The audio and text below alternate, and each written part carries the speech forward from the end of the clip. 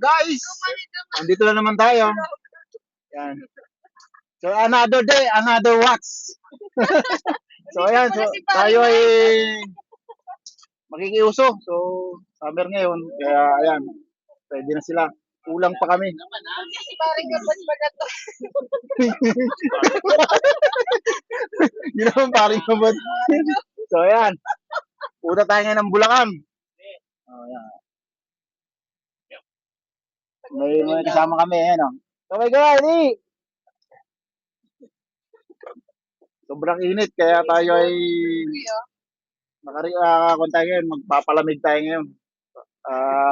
Pupunta tayo ngayon ng Bulacan. Titingnan natin kung masarapan ng ganun. At nakaready na kami sa likod. Apat na detenga yun. Tayo na, mga maglalasing. Mga maglalasing.